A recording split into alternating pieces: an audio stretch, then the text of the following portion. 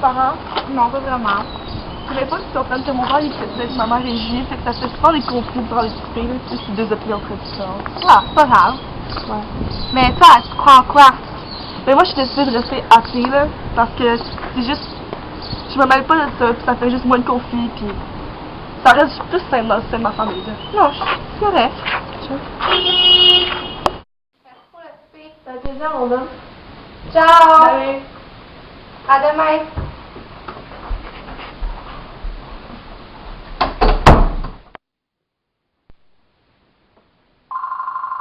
Bonjour! Allô?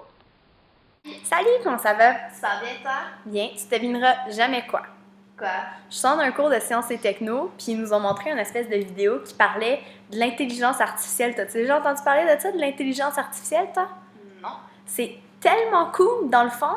C'est de l'intelligence faite par des scientifiques, puis c'est donné à des machines, puis après ça, les machines, ils peuvent comprendre ce que tu leur dis. Tu peux comme regarder ton blender puis dire « Ouais, fais-moi un smoothie aux bananes puis au chocolat », puis ton blender, il te le fait. Il y a plein d'affaires comme ça. Tu pourrais faire ta valise rouler tout seul. Dans le fond, ça crée de l'intelligence pour tes machines. Avoue que c'est cool. Bof, moyen, là, quand tu y penses, ça pourrait être vraiment dangereux. Comment ça, dangereux? Mais là, ton blender, tu le sais pas qu'il va pas commencer à déchiqueter toi à la place. Ben voyons donc, s'il te plaît, réfléchis un peu, là. Mais quand même, on sait pas où est-ce que ça peut aller, puis les machines, ils peuvent prendre le contrôle. Ah, comme dans le Matrix, un petit peu. Ouais, c'est ça. Ouais, c'est sûr qu'il faudrait imposer une certaine limite, mais de façon à ce que ça l'améliore notre quotidien, ça serait cool. Ouais, peut-être. Ça serait très cool d'être capable de faciliter nos tâches au quotidien. Il faudrait juste vraiment s'assurer de bien analyser les choses en premier, puis de s'assurer au moins qu'il y a un gros bouton rouge, là, que si la machine devient un petit peu trop intelligente, on pourrait l'arrêter. Ouais, c'est ça serait pas mal de fun. Bon, ben regarde, ça y est, moi à Noël, je veux un blender qui comprend ce que j'ai dit. Bon, j'y vais, moi. Est-ce qu'on se voit toujours demain soir pour aller prendre une bouchée? Ouais. OK, bye! Bye.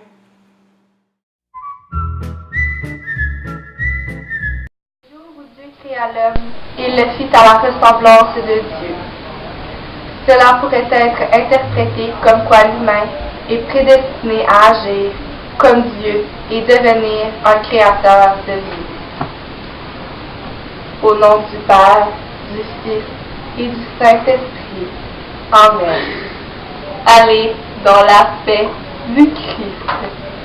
Et puis, comment tu trouvais la messe? Ben, je suis pas sûre que je suis d'accord avec tout ce que le prêtre avait à dire. Quel passage étais-tu pas d'accord avec? Mais surtout dans le passage de la Genèse, quand il dit que Dieu nous a créés pour que nous aussi on devienne des créateurs. Là. Ok, pourquoi t'es pas d'accord avec ça? Ben, parce que c'est.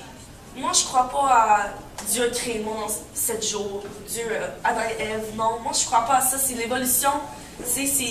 On est parti d'une espèce primitive, puis on a commencé à évoluer, puis c'est le besoin d'évolution qui nous fait procréer. C'est pas que Dieu a créé Adam et Ève, qui a fait « Ah, ben là, il faut faire des enfants ». C'est pas le clergé qui vient de voir de faire des enfants, c'est un besoin naturel qu'on a. C'est pas Dieu qui décide ça.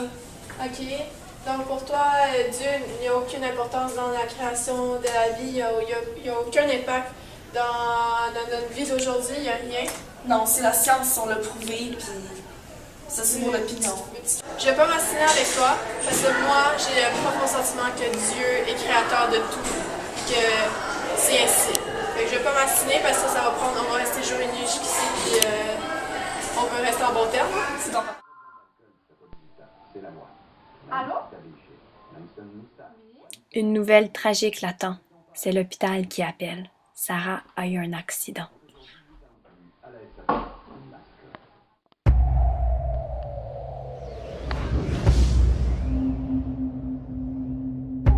Bonjour, Sarah Dubois.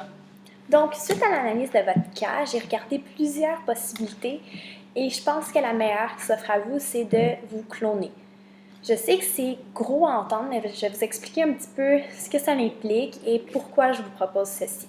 Premièrement, ça faciliterait énormément vos interactions futures avec les autres et vous permettrait de continuer à faire vos activités quotidiennes.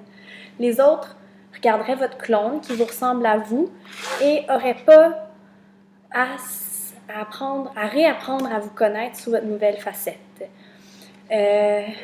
Également, votre clone sera à 100% contrôlé par vous, donc vous continueriez à vivre votre vie normalement. Vous n'auriez pas besoin de faire des sacrifices. Vous contrôleriez votre clone et vous auriez toutes les expériences normales qu'une jeune de votre âge aurait. Personnellement, moi, je trouve que c'est vraiment extraordinaire que la science a maintenant les outils nécessaires pour aider les gens dans des situations comme la vôtre. Il y a tout de même des limites qui ont été mises en place afin d'assurer un certain maintien du cycle de la vie normale d'une personne. Nous ne pouvons pas, par exemple, cloner un vieillard afin de le garder en vie ou bien empêcher que quelqu'un meure, quelqu'un qui aurait nécessairement besoin de mourir. On ne donne pas non plus des capacités ou des pouvoirs surhumains à personne, donc pas si tu t'en vas aux Olympiques, pas si tu t'en vas à la guerre, on maintient vraiment, même si on serait capable, on maintient les capacités normales d'une personne. Nous nous limitons donc uniquement aux personnes qui ont perdu l'utilité d'un de leurs membres ou de tous leurs membres, ou bien qui ont subi une altération importante suite à un accident comme vous. Un enfant qui naît handicapé, ça on est capable de faire quelque chose pour lui pour faire en sorte qu'il passe une vie plus normale si on veut. Bref, c'est une nouvelle technologie merveilleuse qui nous permet de sauver des vies et de diminuer les impacts négatifs d'une personne qui a subi un traumatisme. Cependant, il est important de comprendre qu'il y a des risques reliés à une opération aussi ardue comme la vôtre. Nous allons devoir extraire certains tissus de votre corps afin de pouvoir les recréer pour votre clone. Entre autres, nous allons devoir prendre un peu de votre moelle épinière, quelques cellules souches de vos ovaires, donc on va devoir vous ouvrir le ventre, on va devoir vous ouvrir le dos. Il faut aussi prendre quelques centimètres de votre intestin. Donc c'est assez lourd, puis ça c'est seulement certains des opérations nécessaires. Je veux vous rassurer, on fait ces genres d'opérations très souvent, mais je dois tout de même vous informer qu'il y a des complications possibles et cela peut amener la paralysie complète ou partielle, une perte de mémoire et dans certains cas extrêmes, ça peut même lier à la mort. Est-ce que la nanotechnologie peut être une solution pour aider Sarah? J'aime pas vraiment l'idée du clonage. Oui, je comprends que ceci peut vous faire peur, mais la nanotechnologie, dans ce cas, je pense pas qu'elle pourrait aider Sarah. On s'en sert vraiment plus quand quelqu'un, mettons, est pris dans un accident automobile puis perd l'utilisation de ses jambes.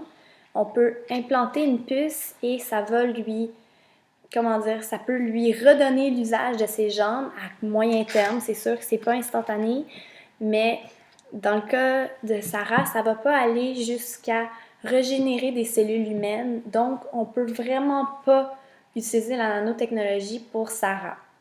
Tout comme on parlait du clonage, je trouve que la nanotechnologie pour le volet médical est vraiment une technologie fantastique. C'est sûr qu'il faut encore une fois mettre des limites parce que justement, les gens, on ne peut pas créer des gens super puissants ou donner des capacités surhumaines, mais ça peut sauver des vies et ça peut rendre...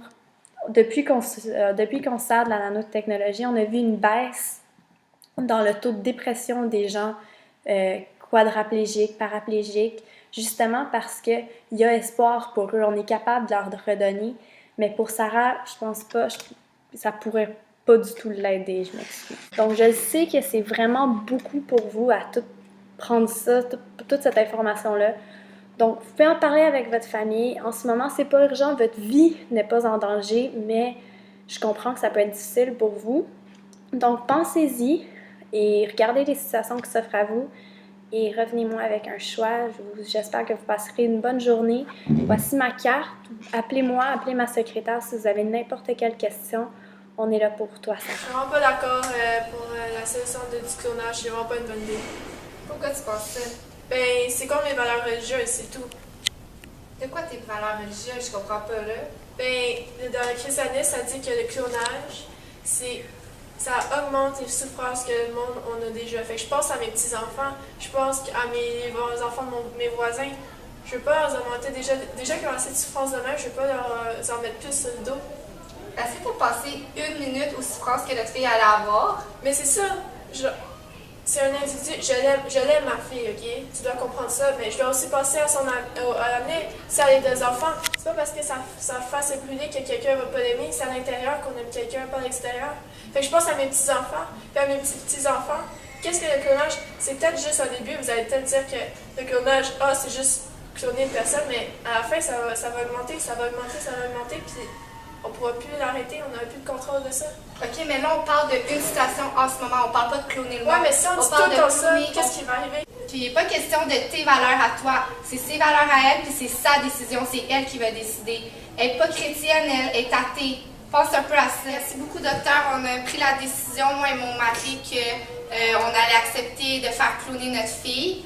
On trouve que le clonage reproductif, le clonage thérapeutique puis la recherche de l'embryon, c'est vraiment des trucs, des valeurs qu'on a et qu'on veut mettre sur notre fille.